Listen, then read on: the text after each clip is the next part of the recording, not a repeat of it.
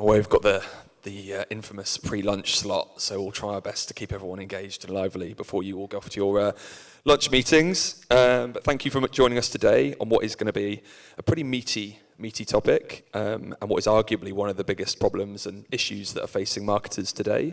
Of course, I'm talking about ad fraud and being able to accurately and properly measure the effectiveness of digital marketing. And I'm by way of quick introduction, I'm Oliver. I'm a PR guy, so I'm definitely not the expert in this topic, but I'm fortunate to be surrounded by three people who definitely are. And we work with, from my side, we work with challenger technology brands, our business, and I'm delighted to be surrounded by some challenger thinkers here today. So we're talking about a big challenge of ad fraud, and of course, earlier this year, the high-profile calling out by Elon Musk of invalid bot traffic and sort of fundamentally the problem of what's real and what's not on the internet has sort of cast a huge sort of shadow over our industry and one that's people are trying to tackle every day. And I think earlier this year, a report was published by IAS that shows that ad fraud is very much on the rise, and in particular, actually, Singapore is indexing higher than other Southeast Asian countries in terms of ad fraud. And so, with Google starting, saying that they're deleting half a billion bots every quarter, the question arises, what's the problem? And like with all problems. Like Alcoholics Anonymous, the first way to deal with the problem is admitting you have one. So I'm going to start with one question to the panelists to start off with, and I'll start with Brian, because you're to my right. Does Elon Musk have a point? Do you think that marketers are fully aware, as they should be, of this issue around invalid traffic, or do they just not want to know? That's a really good question. So I think because of invalid traffic, it's been a topic that we've talked about I think throughout the years as well, and it's really been growing in education as the more we talk about it. Marketers do know about. I feel like marketers do know about it, especially from my view, from like a big enterprise. Where it could be harder is with SMEs, because not only are you telling them to go digital, but you got to do digital ad fraud, brand safe, and that kind of stuff. But from a brand perspective, it's very much in one of the top things we talk about all the time.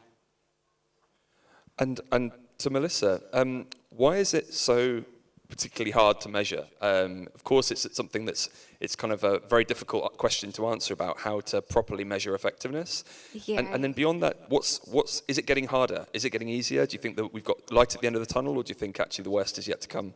I don't think it's getting any easier. I think the reason why kind of this problem is existing is because the whole ecosystem is very fragmented. I think there are kind of like parties in the system that are trying to kind of like consolidate that, but I feel like there's still this kind of like issue where everyone's kind of grading their own homework, which is the problem. So I'll kind of like direct this to Matt to kind of have like solutions in which you can kind of like measure that a little bit better. But I feel like everyone needs to be aware of the problem, and then essentially when you're looking at the data, trying to kind of like make decisions based on that, just having that knowledge of knowing that this problem does exist is definitely the first step. Yeah. And Matt, to you, same question. Do you think it's, from a tech perspective, how can marketers approach this problem? Yeah, I agree. I mean, if you just have a look at the numbers, it's kind of crazy. So every single year, we, advertisers, a lot of the people in this room, spend $500 billion a year on advertising. It's a crazy kind of number. One of those numbers where it's too big to even sort of conceptualize it. So $500 billion. And if you speak to Adobe, they'll tell you that 28% of that spend is actually clicked on by bots. So 1/3 of all clicks on ads come from bots, from a $500 billion spend. So we're talking about $150 billion of wasted marketing dollars every single year. Nielsen will tell you that the average ROI on a digital ad, on a click on an ad, is 3. So $150 billion wasted on a 3x ROI. Now, some people in the room might be thinking, I do way better than 3x, and some people might be thinking, how the hell did you get 3x? But Nielsen say it's 3x. So 150 billion times 3, that's $450 billion of revenue lost to the world every single year to ad fraud. So the numbers are crazy. I think you're right that it's largely undetected. So we kind of live in this world where when you just Google ad fraud, right, and the numbers that I'm talking to you about today, they'll just jump out for you from a simple search, right? Everybody knows about ad fraud, but there's not a lot of solutions out there yet, I would say, or not as much focus as there should be on actually finding this undetected thing and then figuring out how to prevent it. So it's almost like we live in this world where, oh, somebody else must be looking at it, or the publishers are checking for it, or my agency knows about it, and everybody's kind of taking the fifth. And I think, one of the things is who owns that responsibility. And a good analogy I use is I just bought a house in Bangkok, and whilst buying that house, started to take some advice on, should I get legal support whilst I'm buying this house? And part of me was thinking, no, it'll be okay, I'll just sign the contract. And obviously some wise friends said, you'd be crazy to buy a house in Thailand and not have some legal advice and legal support. And I look at marketing dollars the same, like how can you be spending millions and hundreds of millions of dollars on ad spend every single year, and you have no third party in place to actually tell you what's real and what's not real, when you know for a fact that the world is full of ad fraud? So I think it's part of a journey. I think it's a space which is going to continue to mature. And as marketeers get more sensible and more organized and have more solutions in place. And Melissa, on the subject of being that kind of third-party perspective from your side, what are typically the biggest sort of missed opportunities when you see an ad fraud report on behalf of your clients? What typically are the issues that you see that are responsible for some of these this invalid traffic? Yeah, so as marketers, and especially when we're looking at like a lot of data day to day, I think the real impact of ad fraud is that it makes your internal data like all sorts of warp. So how are you gonna then, decide where you're gonna spend your $1 million on if you're not looking at clean data? So when we think about like clean data, it really just means, even though you think that, okay, like my ad fraud spends is maybe just like a fraction of whatever you're spending in terms of your marketing dollars today, the impact to it is really just where are you gonna be kind of like redirecting your numbers to. All these kind of like falls into your ecosystem, and it's a problem that you have to deal with for the long term, right? So it really messes up with your data. So if it's anything, one thing that we really wanna recommend to either our brands or our advertisers out there is really just thinking of ways to kind of clean up the data, and then also kind of like preventing it from coming into your ecosystem. So really relooking at your, like channel mix, really kind of like assessing the numbers that are coming through. If things are too good to be true, it's probably that. So we're looking at those numbers as well to kind of give you an idea, like where should you begin in your ad fraud kind of prevention journey? Because if you don't look at it, you don't question yourself, I think you're really kind of putting in money into places where you really shouldn't. And Brian, to you, from a brand perspective, how do you approach that? We've heard today about the importance of having third parties and partners that can help you do that. From a brand perspective, what tools and techniques are at your disposal? Yeah, we have, there's like 3 steps I'd like to think about it when we kind of look at our ad fraud. The first step is looking through where the ad fraud is coming from. So talking to your publishers, your partners, and really having that third-party view on it, because it's the whole grading your own homework. If we have a third party, a non-biased person that's looking at where the ad fraud is coming from, then you can make the changes. The second part then is making a plan of action. So now that you've identified your ad fraud, how do we then look into minimizing this or making sure that we do the prevention? How do we implement stringent buying techniques, whether it's using leveraging your traders and the people and your agency to have a better view on like how they buy media, or to make sure that you maximize your ad tech stack or your marketing stack to make sure that we prevent ad fraud. It's always going to be there, but minimizing it is what we need to do. Because at the end of the day, if we have a fraudulent ad, it's also an ad that's not seen, and we lose the whole objective that we're trying to change with our marketing strategies. And last but not least is repeat and redo, measure and repeat. Because now that you've measured it, you've already taken the action plans, ad fraud's gonna come. There's gonna be changes. As Melissa was saying, it's fragmented. New ad fraud partners, new ad fraud technology comes in every day. So if we repeat it and then measure and then optimize that, we'll be able to kind of like limit our ad fraud.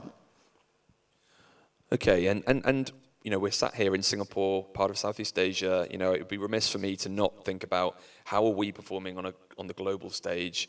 We saw a report earlier from IAS that shows that Singapore is indexing higher in terms of ad fraud than other markets in Southeast Asia.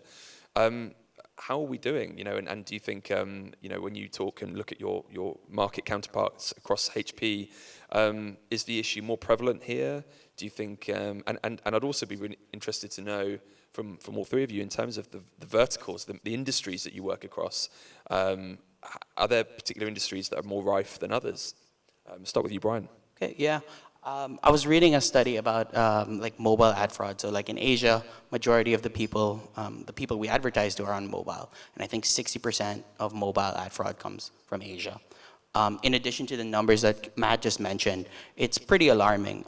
What Asia does, like compared to North America, and we're more similar to EMEA, is the number of countries that we usually handle from Singapore.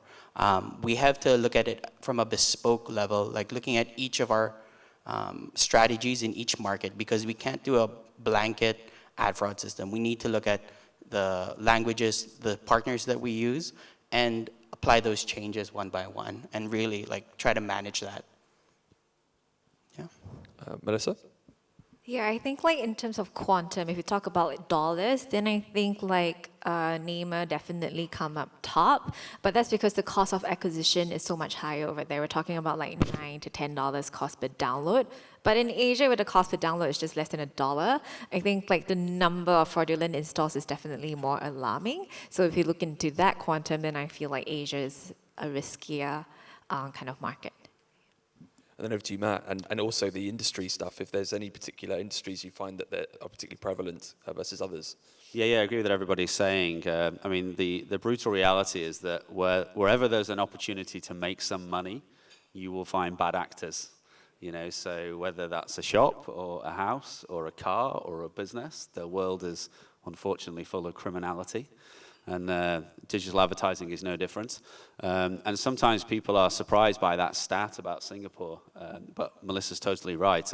It's linked to the GDP, right? So like the more money there is, the more attractive it is to fraudsters. So if the cost per install is high, if the lifetime customer value is high, if the cost per click is high, well, then there's just more opportunity to get paid for something that you shouldn't be getting paid for. So it's literally links directly back to the economic opportunity. We find the highest amounts of fraud in performance and growth spaces. So where there is an opportunity to get paid for either a media engagement that is not real or is not delivered on a cost per click basis, or to get attributed for an acquisition, whether that's an install, event, a purchase, a registration, that you should not have been attributed for. So, as Brian mentions, mobile app, massive amount of fraud because there's huge amounts of investment going into cost per install campaigns or cost per event campaigns. And so there's a big opportunity there to get paid for an install or an event, which might be real, but you were not actually the partner that delivered that thing. And so it's typically prevalent in any kind of performance or growth space, mobile app, fintech, insurance, OTA, travel, any of these verticals where there's performance or growth element, you find a lot of fraud. And it's interesting what you touched on there about, of course, the criminality. And with all of this, there's things we can control and there's things we can't. And of course, criminality, you cannot control that there'll be bad actors. But something you touched on earlier, Matt, around the kind of incentivization metrics in this industry, and the fact that there's clearly a problem. Awareness of ad fraud as an issue is not really going to become a surprise to most people in this room. But we know that we might not be measuring the right stuff, and we know that it's sometimes in people's interests to be measuring, not necessarily measuring the right stuff. Can you talk a little bit about that in terms of the right KPIs that people should be measured on, and how we could progress that from here? Yeah, it's a great question. And as I mentioned, a lot of fraud and invalid traffic is undetected.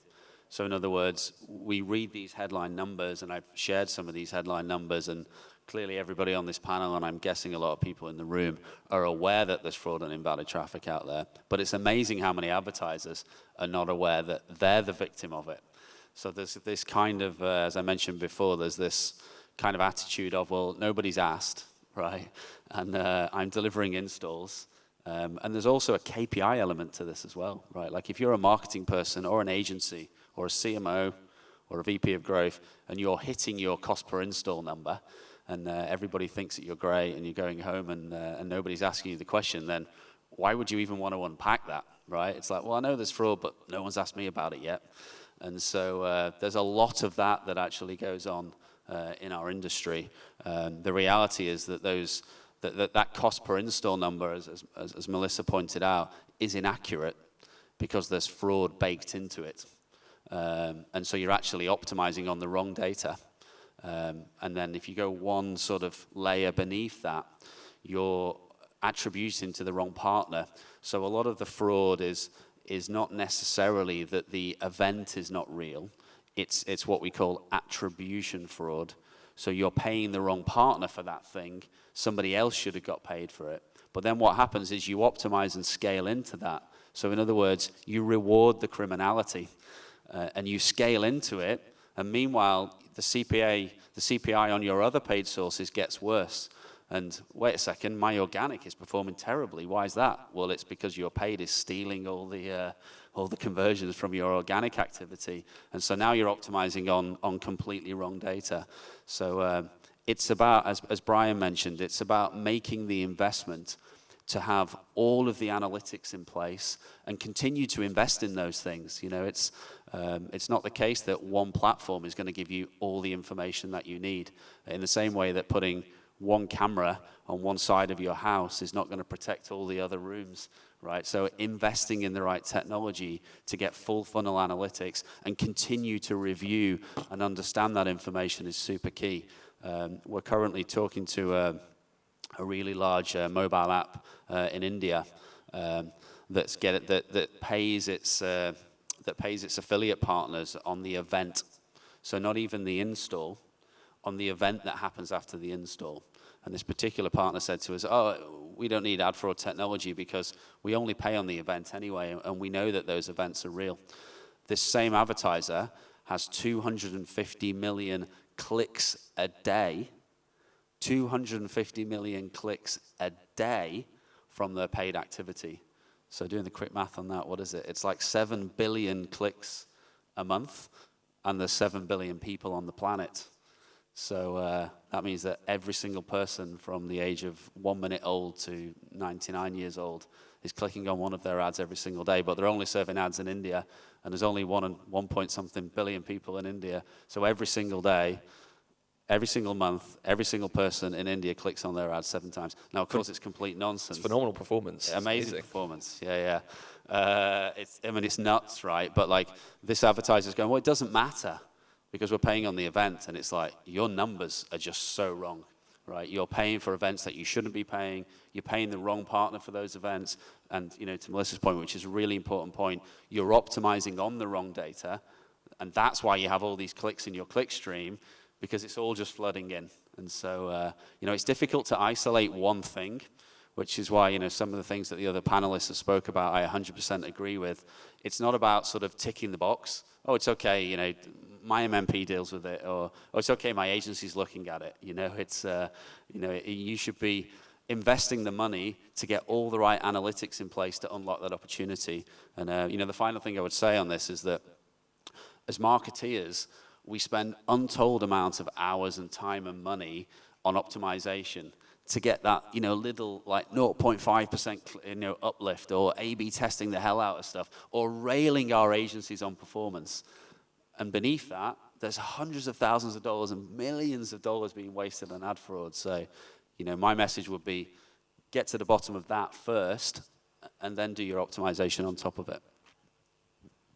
And Brian, you know, that's from a brand perspective as well. We've heard kind of it's so much focus is being put on using third parties. Talking about kind of the right KPIs to measure, is that something that, from a brand perspective, you are seeing much kind of evolution in? Do you think that there's more to be done? Because I'm aware that you've had agency experience as well as brand. You know, are there things that you wish you could do from an external perspective that you can't in brand? And what would you say to that? Yeah, that's that attribution fraud. That's huge. Yeah, that definitely is part of like, are we attributing to the right? But it's also making sure that we're questioning these types of things.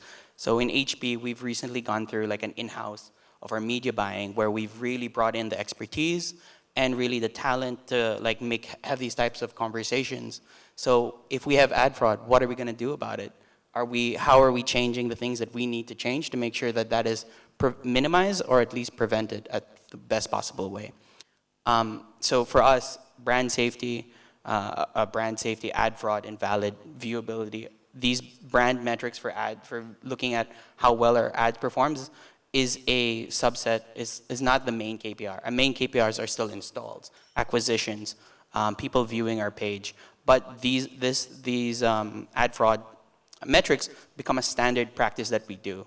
Because at the end of the day, media gets a ton of investment from marketing, and we are the owners of how we make sure we run our ads. Like I mentioned earlier, and what Matt's saying, if we don't show our ad in a place that is viable, that is people actually seeing it, we're wasting money. So managing that when we do it internally has given us also not only the right to act, but also the agility and speed of making sure that we can make those changes. And I think prevention is what we're looking at this moment. We've probably only got time for one more question, but I think it's hopefully the most pragmatic one. Aware of the fact that in the room we probably got everyone from SME size to enterprise. Melissa, where do you start? This is all heavy stuff. It sounds like a journey that's going to take a long old time. What are kind of the quick and easy wins if you are kind of suddenly opening the box and the Pandora's box and seeing a load of stuff you don't like? Where should you begin? I think the most common ask coming from my agency background is my clients will come to me and say, oh yeah, I know about ad fraud. I want 0% ad fraud. I still want to scale. I still want growth. And I want to hit my KPI matrix for the year. I think having that as a question to the agency just makes us in such a position like, okay, I feel like you understand about ad fraud now, but what's next? I kind of like need you to kind of like sit down with us, work together, see what that recalibrate, right, what your targets should be. That should be a conversation that everyone is having together. So I think all in all, I feel like for brands today, it's really just kind of like three things, right? Look at your kind of like audit your current channel mix. And then very importantly is to kind of like look through all your attribution windows. So be it your kind of like installation window, your re-engagement window, your inactivity window. Try to put everyone on a level playing ground, even though it could be hard, but like try your best to do that.